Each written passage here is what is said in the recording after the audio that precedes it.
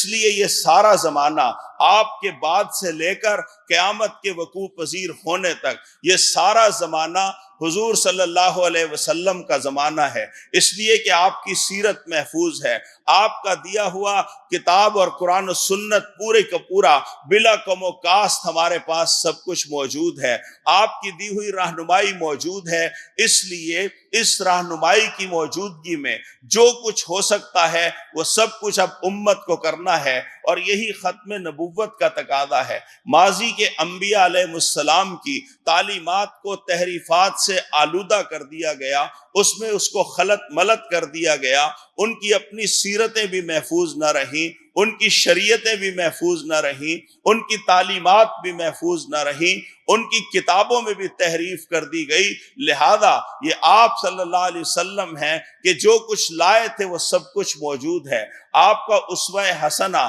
ناخن کاٹنے سے لے کر بال تراشنے تک، اور جسم کی صفائی سے لے کر لباس پہننے تک، راستوں میں سفر کرنے سے لے کر بازاروں میں کاروبار کرنے تک، ایوان عدالت سے لے کر ایوان اقتدار تک، ہر چیز کی رہنمائی آپ صلی اللہ علیہ وسلم نے عطا فرما دی، اور وہ بلا کم و کاست ہمارے پاس موجود ہے۔ اس لیے یہ امت وسط ہم کو بنایا گیا، اور ہم اس وقت اس منصب پر فائز ہیں جو منصب اللہ نے اپنے نبی کو عطا کیا تھا۔ لہذا اس منصب پر فائز رہتے ہوئے ہماری جو ذمہ داریاں ہیں ان ذمہ داریوں کو ہمیں ادا کرنا ہے۔ ہماری پہلی ذمہ داری کیا ہے کہ ہمیں شہادت دینی ہے، اللہ رب العزت کے ایک ہونے کی شہادت، اسی کے فرما روائے کائنات ہونے کی شہادت۔ آپ صلی اللہ علیہ وسلم سے جب ایک صحابی نے پوچھا، ایک بلکہ اس شخص نے پوچھا جو ابھی اسلام نہیں لایا تھا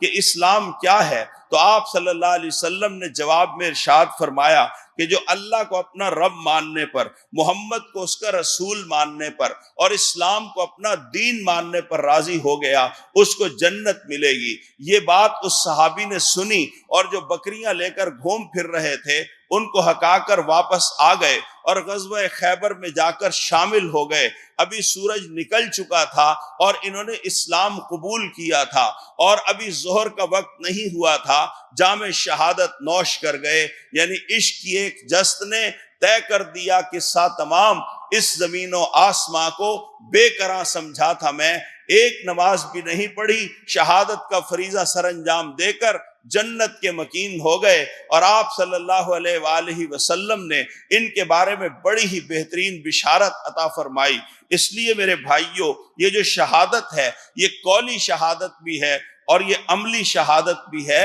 اور اس کی تکمیل شہادت بھی ہے۔ قولی شہادت کیا ہے کہ اللہ کو ایک ماننا، اسی کو خالق کائنات ماننا کہ یہ پوری کائنات جو ہمارے گرد و پیش ہے، اس کا پتہ پتہ، اس کا ذرہ ذرہ، یہ زمین و آسمان کی پہنائیاں اور بلندیاں اور جو کچھ اس کے اندر موجود ہے، یہ جو دریاؤں کی روانی ہے، یہ جو موجوں کی طغیانی ہے، یہ آسمان سے بارشوں کا برسنا ہے، یہ ہواؤں کا چلنا ہے، اور اس کائنات میں جتنی مخلوقات ہیں، اللہ نے جو ہزار مخلوقات پیدا کی ہیں، ان میں سے ایک مخلوق انسان بھی ہے۔ اس انسان کے اوپر اگر غور انسان کر لے تو اپنی آنکھوں کو دیکھے، اپنے پاؤں کو دیکھے، اپنی زبان کو دیکھے، اپنے ہونٹوں کو دیکھے، اپنے جسم و جان کو دیکھے، اپنی انگلیوں کو دیکھے، ان کے پور کو دیکھے، ان کے بدلنے کو اور پلٹنے کو دیکھے، اپنے بازوؤں کے جوڑ کو دیکھے، اپنے دل کی دھڑکن کو دیکھے،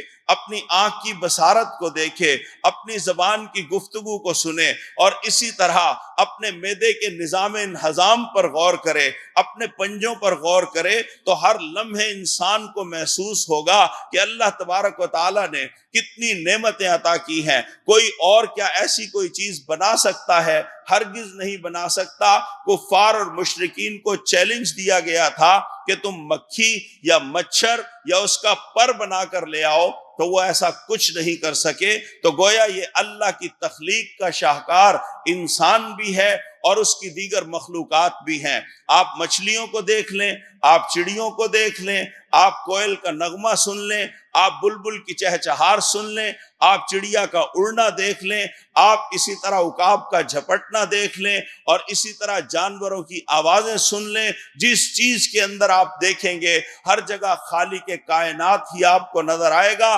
کہ وہی تنہا اس پوری کائنات کا اور کائنات میں جو کچھ ہے وہ اس کا خالق و مالک ہے۔ اس کی شہادت دینا کہ اس کائنات کا اور کوئی خالق نہیں ہے، کسی نے کچھ نہیں بنایا، اسی نے سب کچھ بنایا، وہی اس کا تخلیق کار ہے، اسی کی یہ صنائی ہے، اسی نے یہ سارا کارخانہ قدرت بنایا اور اسی کے قبضہ قدرت کے اندر یہ سب کچھ ہے، وہی خالق کائنات ہے۔ اور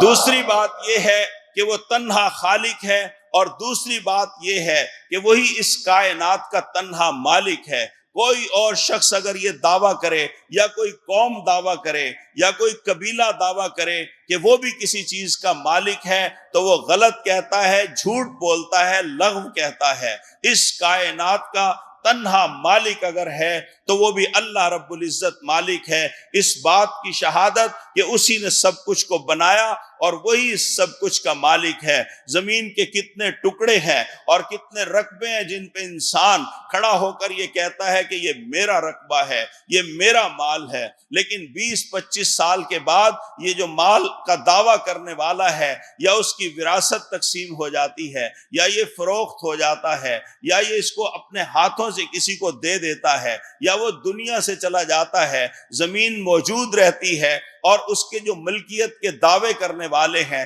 یہ آتے اور جاتے رہتے ہیں، اور اس کی زمین سے فیض اٹھانے والے، اس کی زمین سے فائدہ اور لطف لینے والے کائنات میں آ بھی رہے ہیں اور جا بھی رہے ہیں، یعنی ساقی کی نوازش جاری ہے، مہمان بدلتے رہتے ہیں۔ دنیا میں جب سے یہ کائنات بنی انسان آ رہے ہیں، اس روئے زمین پر اپنا رزق تلاش کر رہے ہیں اور اس سے فیض اٹھا رہے ہیں اور اپنا وقت گزار کر اسی مٹی کے پیٹ کے اندر جا رہے ہیں، اسی زمین کے پیٹ میں جا رہے ہیں، اور اسی طرح جتنی دیگر مخلوقات ہیں، اس سب کچھ کا تنہا مالک اگر کوئی ہے تو اس کی شہادت کہ صرف اللہ ہی اس کا مالک ہے اور کوئی اس کا مالک نہیں ہے۔ پھر اس بات کی شہادت کہ وہ تنہا اس کائنات کا فرما روا ہے، وہی فرما روائے کائنات ہے، اسی کا حکم چلتا ہے، تکوین میں بھی اس کا حکم چلتا ہے، تشریح میں بھی اس کا حکم چلتا ہے، اور کوئی اس کے حکم کے اندر مداخلت نہیں کر سکتا۔ یہ پتے جو ابھی رکے ہوئے ہیں، کس نے ان کو روکا ہے؟ خالق کائنات جب حکم دیتا ہے تو ہوا چلتی ہے، اور جب وہ روک دیتا ہے تو ہوا رک جاتی ہے۔ اسی منصورہ کی مسجد کے اندر ابھی ایئر کنڈیشنر بھی چل رہے ہیں، پنکھے بھی چل رہے ہیں، آپ نے ہلکے پھلکے کپڑے بھی پہنے ہوئے ہیں، اس کے باوجود کبھی کبھی گرمی کا احساس ہوتا ہے، اور یہی مسجد ہوگی، یہی لوگ ہوں گے، یہی محلے وقوع ہوگا، ٹھیک 3-4 مہینے کے بعد ہر شخص یہ کہے گا کہ پنکھے بند کر دو، دروازے بند کر دو، لباس موٹا پہن کر آئے گا اور اس کو پھر بھی سردی ستائے گی، پھر یہاں ہیٹر لگائے جائیں گے، تو پھر کون یہ سب کچھ کرتا ہے؟ وہی تو ہے جو اس کائنات کا فرما روا ہے، اسی کا حکم چلتا ہے۔ کسی اور کے حکم سے سردی اور گرمی نہیں آ سکتی، کسی اور کے حکم سے پانی میں طغیانی نہیں آ سکتی، کسی اور کے حکم سے کوئی چیز ادھر سے ادھر نہیں ہو سکتی، اور کائنات کا ذرہ ذرہ اور پتا پتا اس کی خدائی کا اعلان کر رہا ہے۔ یہ جو زرد پتے ہیں یہ زمین پہ جھڑ کر اگر گرتے ہیں تو یہ بھی ان سے بھی وہ واقف ہے۔ کالی سیاہ رات کے اندر، کالے سیاہ پتھر کے اوپر کالی سیاہ چیونٹی، اور چیونٹی کے جو چھوٹے چھوٹے پاؤں ہیں ان کو بھی وہ دیکھتا ہے اور ان کی حرکت سے بھی واقف ہے۔ وہ انسان کی ہر چیز سے واقف ہے، اور نحن اقرب الیہ من حبل الورید، ہم تمہاری شہرگ سے بھی زیادہ تمہارے قریب ہیں، تمہارے دل میں جو خیال آتے ہیں ہم اس سے بھی واقف ہیں۔ گویا ہر چیز پر اس کی حکمرانی ہے، اس کے خزانوں پر اس کی حکمرانی ہے، اس کے پانیوں پر اس کی حکمرانی ہے، اس کی خشکی پر اس کی حکمرانی ہے، اس کی فضاؤں پر اس کی حکمرانی ہے، اس کے بادلوں پر اس کی حکمرانی ہے، اس کی تمام مخلوقات کے اوپر اس کی حکمرانی ہے۔ ایک گائے اور بیل ذرا بپھر جائے، 50 آدمی بھی اس کو نہیں پکڑ سکتے، اور وہ کئی لوگوں کی جان لینے کا باعث بن جاتا ہے، لیکن وہی جانور ہے، اس کو معصوم بچے اس کی رسی پکڑ کر گھومتے پھرتے ہیں۔ تو کس نے اس کو اس طرح سے مسخر کر دیا؟ اور یہ اونٹ کی طاقت اور کیفیت کو آپ جانتے ہیں. اس کو ایک چھوٹا سا بچہ چھوٹی سی رسی اٹھا کر گھومتا پھرتا ہے، لیکن یہی اونٹ جب اپنے مالک کے سینے پہ چڑھ کے بیٹھ جاتا ہے، جب تک اس کا دم نہ نکل جائے یہ وہاں سے اٹھتا نہیں ہے. تو یہ کس نے مسخر کیا ہے؟ کون ان طاقتوں کا فرما روا ہے؟ وہی خالق کائنات تنہا فرما روا ہے. اور پھر اس بات کی شہادت کہ وہی بادشاہ حقیقی ہے. کوئی دنیا میں بادشاہت کا دعویٰ نہیں کر سکتا. جتنے بادشاہ اس کائنات میں اور روئے زمین پر ہر جگہ آپ کو دکھائی دیتے ہیں، ان کی اپنی کوئی حیثیت نہیں ہے. آپ تو جانتے ہیں دنیا میں ایک بادشاہ ایسا بھی تھا کہ جس کو اللہ نے اس کی بادشاہت کا مزہ یوں چکھایا کہ اس کے ناک کے ذریعے سے مچھر اس کے دماغ کے اندر چلا گیا. پھر وہ کیا کرتا تھا؟ وہ اس کا علاج کرواتا تھا. ایک دن ایسا ہوا کہ چمڑے کا جوتا لے کر اس کے غلام نے اس کے سر پہ ہلکا سا مارا تو اس کو کچھ سکون محسوس ہونے لگا، اور اس کے بعد اور زور سے مارا تو اور زیادہ سکون محسوس ہونے لگا. بس اب وہ اپنے آنے والے ہر مصاحب کو یہی کہتا تھا کہ میرے سر میں جوتے مارو. تو وہ بادشاہوں کو جو دنیا میں بادشاہ بنتے ہیں یوں ان کی اوقات کو یاد دلاتا ہے. آپ نے گلیوں اور محلوں کے اندر اور دیہات اور چھوٹے چھوٹے شہروں کے اندر بھی چھوٹے چھوٹے قسم کے بادشاہ دیکھے ہوں گے جو اپنے سے چھوٹے لوگوں کے اوپر ظلم کرتے ہیں. اور پھر ان کی سیٹی کہاں گم ہوتی ہے؟ جب وہ ایک ڈسٹرکٹ کونسل کے ممبر کے سامنے جا کے بیٹھتے ہیں، یا پھر ایم پی اے کے سامنے جا کے بیٹھتے ہیں، یا پھر وہ ایم پی ایز کسی وزیر کے سامنے جا کے بیٹھتے ہیں. تو ان سب کی بادشاہتیں ختم ہوتی جاتی ہیں. پھر ان بادشاہوں کے اندر سے ایک بادشاہ وہ ہوتا ہے جو ملک کا اپنے آپ کو وزیر اعظم کہتا ہے، لیکن جب وہ کسی وردی والے جرنیل کے سامنے جا کے بیٹھتا ہے تو وہاں اس کی سیٹی گم ہو جاتی ہے، اس کی بادشاہت ختم ہو جاتی ہے. اور یہ جب 4 سٹار جرنیل جب کسی بڑے بادشاہ کے پاس جاتے ہیں اور جا کر ان کے سامنے دوزانوں بیٹھتے ہیں تو پھر ان کی سیٹیاں گم ہو جاتی ہیں. اور جب وہ خدائی کے دعوے کرتے ہیں، آپ نے دیکھا کہ ٹرمپ نے اقتدار میں آتے ہی یہ کہا تھا کہ اگر اسرائیل کے اندر حماس نے جنگ بندی نہ کی اور اپنے جد و جہد کو نہ روکا تو اس پورے علاقے کو جہنم بنا دوں گا. اس نے جس روز اعلان کیا اسی اگلے دن اللہ رب العزت نے کیلیفورنیا کی ریاست میں لاس اینجلس کے جنگلوں میں ایسی آگ بھڑکا دی کہ یہ آگ پورے 15 دن تک پھر بجھائے سے بجھتی نہیں تھی، اور ہر طرف سے ایک آگ ہی آگ کا سما تھا. اور 2.5-3 ارب روپے کا ایک ایک گھر تھا جو وہاں پہ بالکل خاکستر ہو گیا. اور دنیا بھر کے بڑے بڑے فلم سٹار اور بڑے بڑے صنعت کار اور بڑے بڑے بزنس مین ان علاقوں میں رہتے تھے. انسانوں کا خواب ہوتا تھا کہ ہمیں لاس اینجلس میں گھر مل جائے. ایک چھوٹا سا 2.5-3 مرلے کا گھر، اس کی قیمت 2.60 ارب روپے پاکستانی کرنسی کے مطابق ہے. اور اس سے بڑے بڑے جو گھروں میں اور بڑے بڑے فارم ہاؤسز میں رہنے والے تھے انہوں نے اپنے گھروں کو جلتا دیکھا. یہ کون تھا جس نے دعویٰ کیا کہ دنیا میں میری خدائی چلے گی، میرا ورلڈ آرڈر چلے گا؟ اللہ نے اس کو چشم زدن میں بتا دیا کہ یہ تمہاری اوقات ہے، تم جہنم بنانے کی بات کر رہے تھے، میں نے اپنے لشکروں کو حکم دیا اور پورے علاقے کو خاکستر کر کے رکھ دیا. لہذا وہی بادشاہ حقیقی ہے. بڑے بڑے بادشاہ اور بڑے بڑے کجکلا جب اس کے سامنے گرتے ہیں زمین پر تو ان کو اٹھانے والا کوئی نہیں ہوتا. ان کی بولتی زبان گنگ ہو جاتی ہے اور ان کو فالج کا اٹیک ہوتا ہے، یہ زمین پر پڑے ہوتے ہیں. لہذا اس بات کی شہادت کہ اس کائنات کا اگر کوئی بادشاہ اور بادشاہ حقیقی ہے تو وہ اللہ رب العزت کی ذات ہے. یہ قولی شہادت ہے، اور اس قولی شہادت کے لیے ہر جگہ پہ ہم اس کا اعلان کرتے ہیں کہ وہی خالق کائنات ہے، وہی مالک کائنات ہے، وہی فرما روائے کائنات ہے، وہی بادشاہ حقیقی ہے، کوئی اس کے علاوہ بادشاہ نہیں ہے. یہ قولی شہادت یہ ہم سب کے اوپر فرض ہے، اور اس شہادت کو ادا کرتے رہنا مرتے دم تک ہماری ذمہ داریوں میں شامل ہے. عملی شہادت کیا ہے؟ عملی شہادت یہ ہے کہ ہم اپنے فرائض کی پوری پابندی کریں. ان فرائض کی ادائیگی شہادت حق کا لازمی تقاضا ہے. فرائض میں آپ کے یہ سب فرائض شامل ہیں، اس میں نماز کی ادائیگی بھی شامل ہے، روزہ اور ایتائے زکوٰۃ بھی شامل ہے، اور اگر استطاعت ہے تو پھر حج کو جانا بھی اس کے اندر شامل ہے۔ یہ ہماری عملی شہادت ہے کہ ہم نے اپنے رب کو ایک مانا، پھر اس کے حکم سے اس کے سامنے آ گئے، اس کے سامنے آ کر کھڑے ہو گئے، اس کے سامنے سجدے میں چلے گئے، ہتھیلیوں کو زمین پہ رکھ دیا، گھٹنوں کو زمین پہ ٹیک دیا، پنجوں کو زمین پہ لگا دیا، اپنی جبین نیاز کو زمین پہ رکھ دیا، اپنی ناک کو زمین پر رکھ دیا، اس کے سامنے تضرع کی کیفیت میں آ گئے، اسی کے سامنے رکوع کرتے ہیں اور اس کے علاوہ کسی کے سامنے نہیں جھکتے ہیں۔ یہ قولی شہادت کے بعد یہ عملی شہادت ہے کہ ایک بندہ یہ اعلان کر رہا ہے کہ میں اور کسی کے سامنے نہیں جھکوں گا، بندگی کروں گا تو صرف اسی بادشاہ حقیقی، فرما روائے حقیقی، مالک کائنات اور خالق کائنات کی بندگی کروں گا، جو بندگی کے لائق ہے اور کوئی بندگی کے لائق نہیں ہے۔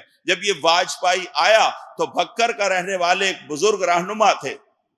ان کو گرفتار جب کیا گیا تو ایک تھانے دار نے ان سے کہا کہ جھکو، انہوں نے جھکنے سے انکار کر دیا۔ پھر اس نے اپنے ہاتھ میں جو سٹک تھی اس سٹک کو گردن کے اس جگہ پہ رکھا اور بہت زور سے اس نے اس کو چبھویا اور پھر کہا کہ جھکو، اور اس بزرگ نے اس کو کہا کہ ہمیں جھکنا تو آتا ہی نہیں۔ اب آپ یہ دیکھیے کہ یہ کیسی عملی شہادت ہے جو اس بزرگ نے پیش کی کہ ہمیں بندوں کے سامنے جھکنا آتا ہی نہیں ہے۔ کوئی بڑے سے بڑا جبار ہو، کوئی قہار ہو، کوئی ظالم ہو، کوئی اپنا نظام نافذ کرنا چاہتا ہو، ہم اس کے سامنے نہیں جھکیں گے۔ اللہ نے سود کو حرام کر دیا، اب کوئی کہے کہ تم جھک جاؤ اور سود کو حلال کہہ دو تو ہم اس کو ہرگز حلال نہیں کہیں گے۔ یہ قولی شہادت کے منافی بات ہے کہ اس نے جس چیز کو حرام کیا ہے ہم اس کو حلال قرار دے دیں، اور جو حلال قرار دے رہا ہو اس کے سامنے خاموش ہو کر بیٹھ جائیں۔ یہ قولی شہادت کے بعد یہ عملی شہادت نہیں ہے۔ جو کچھ اللہ نے فرمایا کہ یہ حرام ہے ہم اس کی شہادت دیتے ہیں کہ وہ حرام ہے، جو کچھ اس نے فرمایا کہ حلال ہے ہم اس کی شہادت دیتے ہیں کہ وہ حلال ہے۔ اور عملی شہادت یہ ہے کہ جب کوئی جبرن ہمیں اس کی جانب جھکانے کی کوشش کرے گا تو ہم اس کے سامنے کھڑے ہو جائیں گے۔ معصیت فاحشہ، جھوٹ اور خیانت، اس سے اجتناب، یہ اس عملی شہادت کا عملی اظہار ہے۔ اگر ایک انسان اپنے رب کو اپنا رب مانتا ہے اور اس کے حکم کے مطابق وہ جھوٹ بولنے سے باز نہیں آتا تو وہ عملی شہادت نہیں دے رہا۔ اگر وہ سود کھا رہا ہے تو وہ عملی شہادت نہیں دے رہا۔ اگر وہ رشوت دے اور لے رہا ہے تو وہ عملی شہادت نہیں دے رہا۔ اگر وہ رزق حرام کما رہا ہے تو وہ عملی شہادت نہیں دے رہا۔ اگر وہ شراب پی بھی رہا ہے، پلا بھی رہا ہے، کشید بھی کر رہا ہے، فروخت بھی کر رہا ہے تو وہ عملی شہادت نہیں دے رہا۔ اگر وہ پائل کی جھنکار اور گھنگرو کی آواز پر حوا کی بیٹی کو نچا رہا ہے اور اس پر پیسے اور بیلیں نچھاور کر رہا ہے تو وہ عملی شہادت نہیں دے رہا۔ وہ شہادت کی بجائے اس شہادت کو چھپانے کا مرتکب ہو رہا ہے، وہ اپنے رب کے سامنے جواب دینے کا مرتکب ہو رہا ہے۔ اس پورے روئے زمین کے اوپر ضابطۂ تشریع کے اندر اللہ کے باغیوں کے سامنے آنا اور ایک جماعت بن کر کھڑے ہونا، یہ اس کا تقاضا ہے عملی شہادت کا کہ اس روئے زمین کے اوپر ایک تو وہ ضابطۂ تکوین ہے جس میں یہ ساری کائنات کام کر رہی ہے۔ درخت اپنا کام کرتے ہیں، چاند سورج اپنا کام کرتے ہیں، ستارے اور سیارے اپنا کام کرتے ہیں۔ کبھی آپ نہیں دیکھیں گے کہ سورج اپنے وقت سے ذرا پہلے نکل آئے، اور کبھی آپ نہیں دیکھیں گے کہ چاند اپنے وقت سے ذرا لیٹ آ جائے۔ جس طرح کوئی ملازم تھوڑی دیر کے بعد اپنی ڈیوٹی پر پہنچتا ہے، ضابطۂ تکوین کے اندر یہ سارے کی ساری کائنات کا ذرہ ذرہ اللہ رب العزت کے احکامات کی پیروی کر رہا ہے۔ خود انسان کے اوپر بھی اگر آپ دیکھیں گے تو یہاں پہ بھی آپ کو ایک بندگی دکھائی دے گی۔ آنکھ کا کام اگر اللہ نے دیکھنا مقرر کیا ہے تو یہ آنکھ کبھی کھانے کا کام نہیں کرے گی۔ زبان کا کام اگر نوالے کو نگلنا اور بولنا لگا اس کا کام ہے تو یہ زبان کبھی وزن نہیں اٹھائے گی۔ اسی طرح ہاتھوں کا کام اگر چیزوں کو اٹھانا ہے تو یہ کبھی دھڑکن کا کام نہیں کریں گے۔ دل کا کام اگر دھڑکنا ہے تو یہ کبھی کھانے کے ہاضمے کا کام نہیں کرے گا۔ جو کام اس جسم و جان کے اوپر اللہ رب العزت نے جس عضو کا جو کام متعین کر دیا وہ وہ اسی کام کو کرنے کا پابند ہے، اور پھر اس کو انسان کے حوالے کر دیا کہ اے انسان، میں نے تجھے یہ سب کچھ دے دیا، الم نجعل لہ عینین ولسانا وشفتین، میں نے تم کو کیا آنکھیں عطا نہیں کی؟ کیا میں نے تم کو زبان عطا نہیں کی؟ کیا میں نے تم کو ہونٹ عطا نہیں کیے؟ یہ سب کچھ دینے کے بعد خالق کائنات نے انسان کے حوالے اس کو کر دیا ہے۔ اس طرح ضابطۂ تشریع کیا ہے؟ اس میں انسان کو نافرمانی کا اختیار موجود ہے، لیکن وہ نافرمانی نہ کرے۔ اگر وہ چاہے تو نماز پڑھے اور چاہے تو نماز نہ پڑھے، چاہے تو رزق حلال حاصل کرے اور چاہے تو رزق حلال حاصل نہ کرے، غلط راہوں کے اوپر چلا جائے۔ اس لیے جو قولی شہادت کے بعد عملی شہادت کا تقاضا یہ ہے کہ انسان ضابطۂ تشریع کے اندر، اس دنیا کے اندر اللہ کے باغیوں کے مقابلے میں کھڑا ہو، اپنی ذات پر بھی اللہ کی بندگی کا نظام نافذ کرے، اور اس کے ساتھ ساتھ اللہ کے باغیوں سے لڑنے کے لیے، اس نظام کو نافذ کرنے کے لیے ایک جماعت بن کر کھڑا ہو۔ اس لیے کہ بعض چیزیں ایسی ہیں جو اللہ کی بندگی کے ذیل میں آتی ہیں اور وہ انسان انفرادی طور پر کر سکتا ہے، لیکن جب اللہ یہ بات کہتا ہے کہ چور کے ہاتھ کاٹ دو، زانی کو یہ سزا دے دو، سود کا نظام ختم کر دو، بے حیائی کو روک دو، اور گناہ کے کاموں کو کے راستے میں رکاوٹ بن جاؤ، زکوٰۃ کے نظام کو نافذ کرو، صلاۃ کے نظام کو نافذ کرو، تو یہ کام تو اختیار اور اقتدار کے بغیر نہیں ہو سکتا۔ اس لیے عملی شہادت کے لیے ناگزیر ہے کہ ایک جماعت بن کر لوگ اٹھیں اور جماعت بن کر اللہ کے باغیوں کے مقابلے میں آئیں، امر بالمعروف کا فریضہ سر انجام دیں اور نہی عن المنکر کا فریضہ سر انجام دیں، اور جد و جہد کرتے رہیں، اللہ کے باغیوں سے لڑتے رہیں، اللہ کی زمین پر فساد پھیلانے والوں کے مقابلے پہ کھڑے رہیں اور ان کو جگہ جگہ پہ روکتے رہیں، باطل پرستوں کی نیندوں کو حرام کرتے رہیں۔ یہ کام کیا ہے؟ یہ عملی شہادت کے ذیل میں آتا ہے، اور اس کام کو کرنا ہر اس فرد کی ذمہ داری ہے جو آپ صلی اللہ علیہ وسلم کا امتی ہے۔ اور اسی لیے ہم کو یہ کہا گیا کہ وَلْتَكُمْ مِنْكُمْ أُمَّةٌ يَدْعُونَ إِلَى الْخَيْرِ وَيَأْمُرُونَ بِالْمَعْرُوفِ وَيَنْهَوْنَ عَنِ الْمُنْكَرِ، تم میں سے ضرور ایک جماعت ایسی ہونی چاہیے جو لوگوں کو خیر کی طرف بلائے،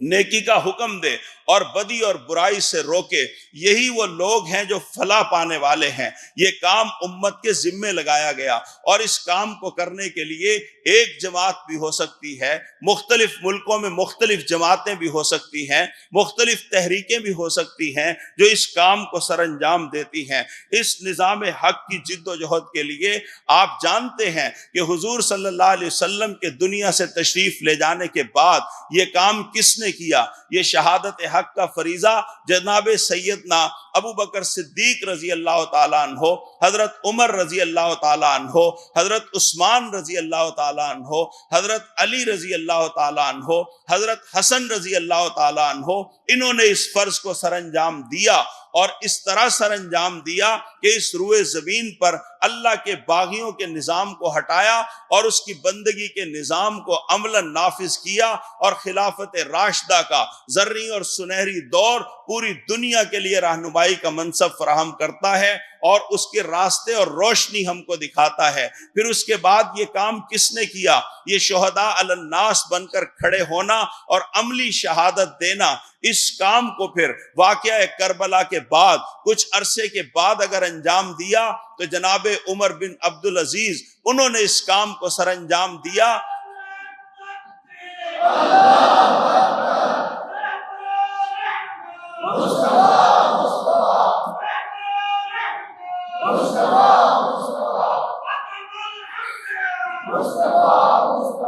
تو میں یہ عرض کر رہا تھا کہ حضرت عمر بن عبدالعزیز نے کس طرح اس شہادت حق کا فریضہ سر انجام دیا اور عملی شہادت دے کر دکھایا کہ 37-38 سال کی عمر میں خلیفہ بنے، لیکن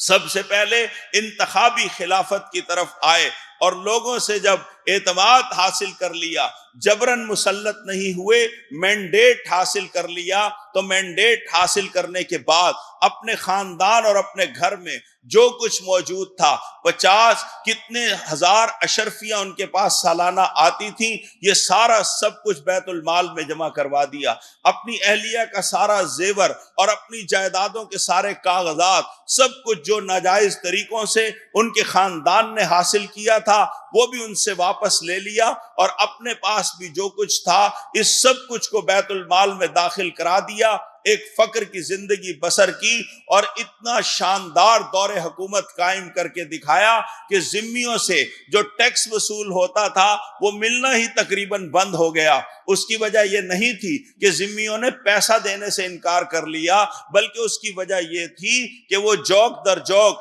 ہزار کی تعداد میں دائرہ اسلام میں داخل ہو رہے تھے، جو کافر تھے، جو مشرک تھے، وہ مسلمان ہو گئے، کلمہ پڑھ کر دائرہ اسلام میں آ گئے، اور ذمیوں کی تعداد گھٹتی چلی گئی۔ پھر ایسا عدل کا نظام قائم کیا اور ایسی معیشت قائم کی کہ صوبوں سے 8 صوبوں سے زکوٰۃ واپس آ گئی تھی اور ان سے زکوٰۃ لینے والا کوئی نہیں تھا۔ اسی طرح انہوں نے عدل و انصاف کا ایسا دورہ اور ایسا نظام قائم کر دیا کہ ہر شخص اپنے آپ کو محفوظ تصور کرتا تھا۔ جب شیر اور بکری ایک گھاٹ پانی پینے لگے، اور اس وقت جب عمر بن عبدالعزیز کا انتقال ہوا تو ان کے خاندان کے لوگوں نے عمر بن عبدالعزیز کیا کرنے جا رہے تھے، وہ یہ عملی شہادت دینے جا رہے تھے کہ جبراً کسی لوگوں کے سروں پہ مسلط ہونا یہ خلافت کے منافی ہے۔ وہ بنیادی طور پر خلافت راشدہ کا جو پہلا اصول تھا کہ انتخابی خلافت ہوگی، مجمع عام میں لوگ جمع ہوں گے اور ان سے پوچھا جائے گا کہ آپ کا خلیفہ کون ہونا چاہیے، اگر لوگ اس پر اعتماد کریں گے تب ہی وہ خلیفہ بن سکے گا۔ اس بات کے اوپر انہی کے خاندان کے لوگ بھی اور ارد گرد کے لوگوں کو بھی یہ بات بڑی محسوس ہونے لگی کہ اس طرح تو اس کے جانے کے بعد بھی گویا کہ ہم پر انتخابی خلافت آ جائے گی، اور پھر ہمارا جو راج پاٹ پہلے تھا وہ برقرار بھی نہیں رہ سکے گا، اس کو دوبارہ بھی نہیں لایا جا سکے گا۔ لہذا انہوں نے زہر دے کر ان کو مار دیا، اور وہ 38-39 سال کی عمر میں 2.5 سال کی خلافت کے بعد اس دنیا سے رخصت ہو گئے۔ اور اس وقت جب ایک بکری کے بچے کے اوپر ایک بھیڑیے نے حملہ کیا تو اس کے مالک نے یہ کہا کہ آج لگتا ہے عمر بن عبدالعزیز اس دنیا سے جا چکے ہیں۔ اور پھر جب پوچھا گیا، شہر سے جب کوئی شخص آیا تو پوچھا کہ بتاؤ کوئی خبر ہے، اس نے جواب میں بتایا کہ ایک بہت بڑا جنازہ تھا، اور میں نے پوچھا کہ کس کا جنازہ ہے تو بتایا گیا کہ عمر بن عبدالعزیز کا جنازہ تھا۔ یہ انہوں نے عملی شہادت دی، اور اس کے بعد پھر اس عملی شہادت کو کس نے پیش کیا؟ 4 ائمہ نے اس شہادت کو پیش کیا، جناب امام ابو حنیفہ رحمت اللہ علیہ، اسی طرح امام احمد بن حنبل، امام مالک، امام شافعی، امام ابن تیمیہ، ان سب نے شہادت کا فریضہ سر انجام دیا، اور وقت کے بادشاہوں کے اوپر تنقید کرتے رہے۔ یہ جتنے اقتدار میں آنے والے بادشاہ شاہ پرست تھے، اقتدار پرست تھے یا خوشامد پرست تھے، یہ ان سے دور رہے، ان کے درباروں میں کبھی نہیں گئے، بلکہ شہداء علی الناس کا فریضہ سر انجام دیتے رہے، بادشاہوں کو ان کی غلطیوں کے اوپر ٹوکتے رہے۔ جب امام ابو حنیفہ رحمت اللہ علیہ کو یہ کہا گیا کہ آپ کو قاضی القضات بناتے ہیں، تو انہوں نے جواب میں ارشاد فرمایا کہ میں اس منصب کا اہل نہیں ہوں۔ تو اس کے جواب میں بادشاہ نے کہا کہ آپ اس منصب کے اہل ہیں لیکن آپ جھوٹ بول رہے ہیں۔ جب امام صاحب نے یہ بات سنی تو فرمایا کہ جھوٹا تو پھر بالکل ہی قاضی اور قضات نہیں ہو سکتا، اور امام صاحب نے جب ان کے اوپر تنقید کی، ان کی غلط باتوں کے اوپر ان کے اوپر نقد و نظر کیا، تو انہوں نے گرفتار کروا دیا اور ان کو جیل کے اندر بند کر دیا، کوڑے بھی مارے گئے، تشدد بھی کیا گیا، اور بالآخر امام اعظم کا جنازہ جیل سے اٹھا۔ پھر اسی طرح امام مالک رحمت اللہ علیہ، ان کا قصور کیا تھا؟ ان کو جب کہا گیا کہ فتویٰ دے دیں کہ جبری طلاق حلال ہے، تو انہوں نے کہا کہ میں یہ فتویٰ تو نہیں دے سکتا۔ کون کسی کو کہہ سکتا ہے کہ جبراً اس کی بیوی سے کو طلاق دلوا دی جائے؟ اور پھر اس کے بعد کوئی اور حرکت کرتا پھرے۔ آج کل کے حکمرانوں میں سے بھی کئی لوگ ایسی حرکتیں کرتے ہیں کہ جس افسر کی اہلیہ پسند آ گئی اس سے جبرن طلاق دلوائی اور پھر اس کو اپنے نکاح کے اندر لے لیا۔ امام مالک نے یہ اصول وضع کر دیا تھا کہ جبری طلاق حرام ہے، اور جب ان کو بازار میں پھرایا گیا، ان کو جب مارا اور پیٹا گیا، جب ان کو لوگ پہچان نہیں سکتے تھے تو وہ زور زور سے اعلان کر کے کہہ رہے تھے کہ لوگوں سنو، میں شہادت دے رہا ہوں جبری طلاق حرام ہے، میرا نام مالک ہے، میرا نام مالک ہے۔ اور وہ وقت کے حکمرانوں کے سامنے نہیں جھکے۔ منصور اور معتصم اور واسق، ان حکمرانوں نے، ان بادشاہوں نے ان کے اوپر بڑا تشدد کیا، کوڑے مارے، اور اس کے بعد ان کے بازوؤں کو پیچھے مشکوں سے سختی سے باندھا، اتنا زیادہ رسی کو کھینچا گیا کہ ان کے بازو ان کے شانوں سے اکھڑ کر الگ ہو گئے، لیکن یہ پیچھے نہیں ہٹے، یہ شہادت حق کا فریضہ سر انجام دیتے رہے۔ امام احمد بن حنبل ترتوس کے علاقے کے اندر انہوں نے جب یہ اعلان کیا، بادشاہ سلامت نے کہا کہ یہ قرآن اللہ کی مخلوق ہے، اور جبکہ امام نے فتویٰ دیا کہ قرآن اللہ کی مخلوق نہیں ہے بلکہ یہ اللہ کا کلام ہے، یہ اللہ کا فرمان ہے، اس میں اللہ کے احکام ہیں، اس میں اللہ کی نازل کی ہوئی احکامات کے ذریعے کائنات کا نظام چلانے کا نظام اس میں موجود ہے، اس میں ایام اللہ کی تصویر دکھائی دیتی ہے، ماضی کی قوموں کی نافرمانیاں بیان کی جاتی ہیں، یہ علم الاحکام کا مجموعہ ہے، یہ علم التذکیر بے اعلیٰ اللہ کا مجموعہ ہے، یہ علم التذکیر بے ایام اللہ کا مجموعہ ہے، یہ علم التذکیر بالموت و بعد الموت کا مجموعہ ہے، یہ علم المخاصمہ ہے، یہ یہود و نصارہ سے بحث کرتا ہے، یہ اللہ کا کلام ہے۔ لیکن بادشاہ سلامت کیا کہہ رہے تھے؟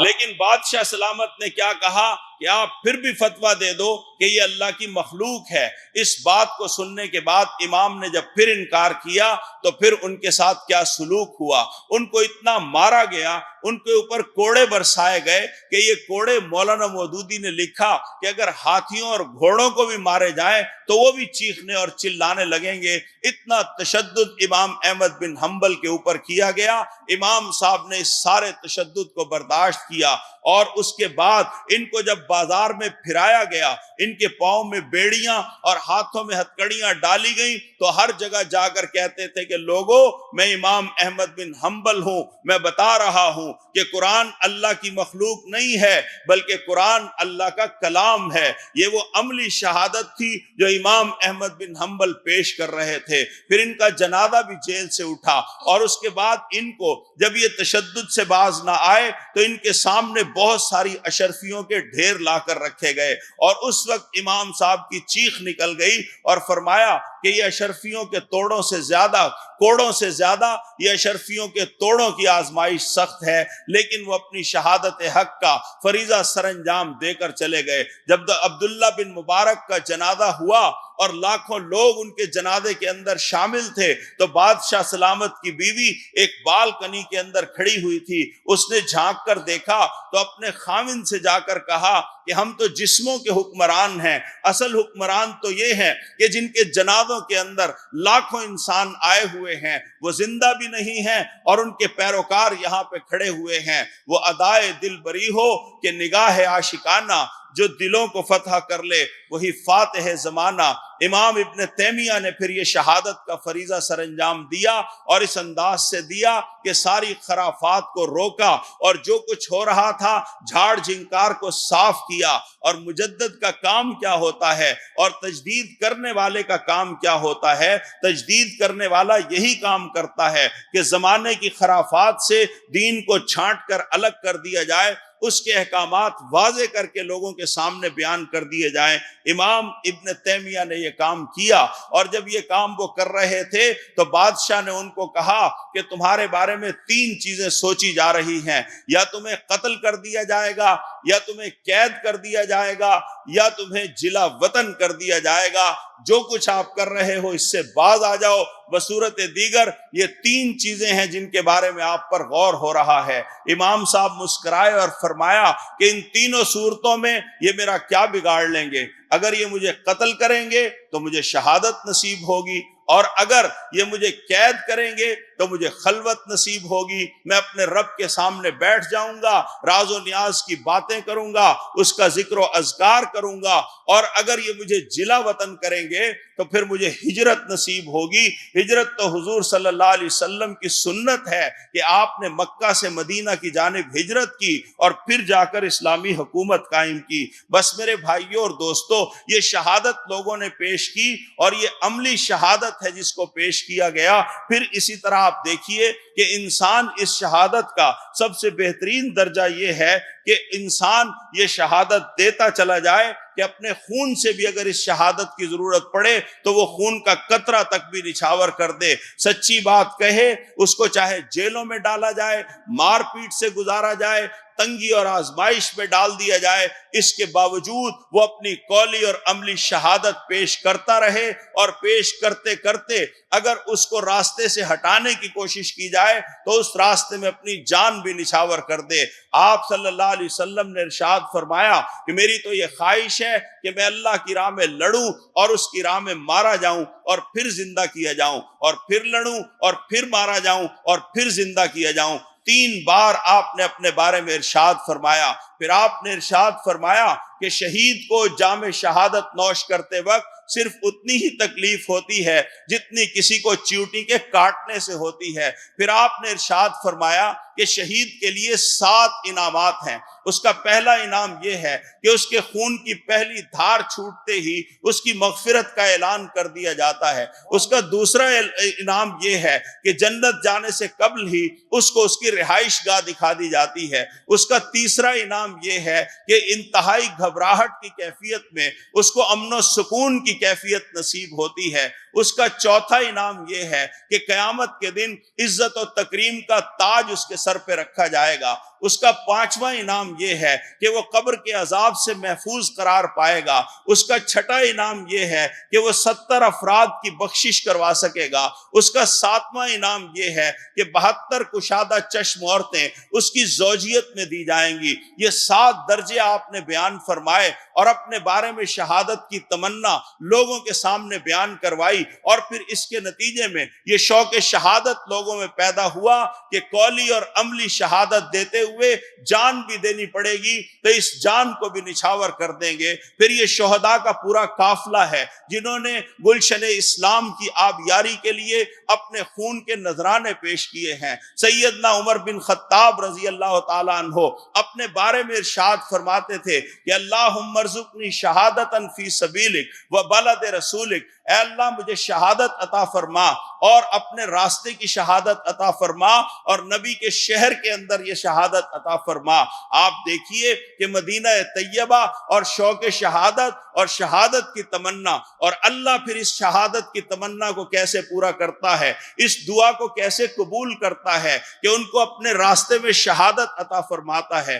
نبی کے شہر میں شہادت دیتا ہے، اور نبی کی مسجد کے اندر شہادت عطا فرماتا ہے، اور نبی کے مصلی پر شہادت عطا فرماتا ہے، اور پھر نبی صلی اللہ علیہ وسلم کے پہلو کے اندر ان کا مدفن بھی بن جاتا ہے۔ اے اللہ میرے ہر عمل کو اپنے لیے خالص کر لے، یہ سیدنا عمر بن خطاب اپنے لیے دعائیں فرمایا کرتے تھے۔ اور پھر میرے بھائیوں، میں اسی تذکرے کے آخر میں یہ آ رہا ہوں اور یہ بات عرض کر رہا ہوں کہ سید ابو الاعلیٰ مودودی نے 1946 میں جو بات کہی تھی، اس وقت انہوں نے یہی ارشاد فرمایا تھا کہ جب اہل ایمان اس طرح قولی شہادت دیں گے اور اس طرح سے عملی شہادت دیں گے تو یہ دنیا ان کے سامنے ہیچ ہوتی جائے گی، اور پھر دنیا کی کوئی طاقت ان کے سامنے کھڑی نہیں ہوگی۔ وہ اللہ سے ڈرنے والے ہوں گے، اسی کو خالق، اسی کو مالک، اسی کو فرما روا، اسی کو بادشاہ تسلیم کرنے والے ہوں گے، اور پھر عملی شہادت ایسی دیں گے کہ اپنے کردار سے، اپنے عمل سے، اپنے رویے سے اسی کی شہادت دیں گے کہ ہم اس زمین پر اس کے بندے ہیں اور اس کے نظام کو نافذ کریں گے، اس کے باغیوں سے لڑیں گے اور منظم طاقت بن کر اٹھیں گے۔ تو پھر سید مودودی نے فرمایا کہ اگر ایسا کیا تو ایک وقت ضرور آئے گا کہ کمیونزم ماسکو میں اپنے بچاؤ کے لیے پریشان ہوگا، اور آپ نے دیکھا کہ ماسکو میں کس طرح کمیونزم پریشان ہوا. جب جہاد افغانستان کے بعد آپ دیکھ رہے ہیں کہ جب ماسکو میں لینن گراڈ کا مجسمہ گرا اور وہی کمیونزم جو وہاں پہ پوری دنیا پہ پریویل کرتا تھا، دنیا کی ایک سپر طاقت USSR اس کا نام تھا، کتنے ملکوں نے اس سے آزادی حاصل کر لی اور وہ روس ایک دم کٹی لومڑی کی طرح ایک سلم اور سمارٹ سا چھوٹا سا ملک بن کر رہ گیا. اور دوسری پیشین گوئی جو سید مودودی نے فرمائی کہ سرمایہ دارانہ ڈیموکریسی واشنگٹن اور نیو یارک میں لرزہ براندام ہوگی. اور اسی طرح آپ دیکھ رہے ہیں کہ دنیا میں اس وقت سب سے زیادہ مقروض ملک اگر کوئی ہے تو وہ سرمایہ دارانہ ڈیموکریسی کا مرکز امریکہ ہے. ہزاروں ٹریلین ڈالر کا مقروض ہے، اس کی تہذیب تباہ ہو گئی ہے اور اس کا جو پوری دنیا میں ایک ہیولا اور اس نے جو اپنا ایک ہجان کا پیدا کر کے اپنے آپ کو ایک طاقتور چیز بنایا تھا، اللہ رب العزت نے اس کو کس طرح ہاتھیوں سے مروایا ہے. جگہ جگہ پہ وہ ذلیل ہو رہا ہے. آپ جانتے ہیں نا کہ وہ ویتنام کے اندر بھی ذلیل ہوا، وہ عراق میں بھی ذلیل ہوا، وہ افغانستان میں بھی ذلیل ہوا. اور دنیا کے جس ملک پہ چڑھائی کرتا ہے ذلت و نامرادی اس کے حصے کے اندر آتی ہے. کالے اور گورے کا فرق ہے اور اس میں آزادی کی تحریکیں اٹھ رہی ہیں. اور ابھی حال ہی میں ایران پر جب حملہ کیا اور ادھر سے جب جواب آیا تو کس طرح جنگ بندی کی جانب دوڑنے لگے. اسی طرح مولانا نے یہ فرمایا تھا کہ مادہ پرستانہ الحاد لندن اور پیرس کی یونیورسٹیوں میں جگہ نہیں پا سکے گا. اور یہ پیرس اور لندن کی یونیورسٹیوں میں جتنا مادہ پرستانہ الحاد آپ دیکھ رہے ہیں کہ ٹوٹ پھوٹ کا شکار ہے. خاندانی نظام ٹوٹ گیا، مرد کی مرد سے شادیاں، عورت کی عورت سے شادیاں، طلاقوں کی بڑھتی ہوئی شرح اور ان کے خاندانی نظام میں ٹوٹ پھوٹ. Single baby child, single child family, یعنی ایک گھر کے اندر ایک بچہ پیدا ہوگا. کسی کے گھر میں بیٹی ہے تو بس ایک بچہ رہے گا اور کسی کے گھر میں بیٹا، اس کے بعد کوئی بچہ پیدا نہیں ہوگا. پھر فطرت سے ٹکرانے کا نتیجہ کیا ہوا کہ بیٹی یعنی بہن بھائی کے رشتے سے ناواقف ہے اور بھائی اپنی بہن کے رشتے سے ناواقف ہے. خاندانی نظام ہی نہیں ٹوٹا بلکہ ان کی ذہنی سطح اور ان کی جو نفسیاتی عوارض کے اندر اضافہ ہوا. پورے یورپ میں جو بڑے بڑے بل بورڈ لگے ہوئے ہیں، خودکشی کے آسان طریقے لکھے ہوئے ہیں، جس کو خودکشی کرنی ہے یہاں آ جائے اور آ کر اپنی جان کا خاتمہ کر لے. دولت تو ان کے پاس بہت ہے، سرمایہ تو ان کے پاس بہت ہے، لیکن یہ مادہ پرستانہ الحاد اور آباہیت اور لبرلزم کی ولا اور بیماریوں نے ان کو کہاں تک پہنچا دیا. اور آخری بات یہ کہ نسل پرستی اور قوم پرستی برہمنوں اور جرمنوں میں اپنے معتقد نہیں پا سکے گی. یہ کب ہوگا؟ جب شہادت حق کا فریضہ سر انجام دینے والے اپنا فرض ادا کریں گے. اور الحمدللہ یہ کام آپ لوگ کر رہے ہیں. اللہ نے ہم کو یہ اعزاز بخشا ہے کہ ہم اس بڑی تحریک کے ساتھ وابستہ ہیں جو زمین پر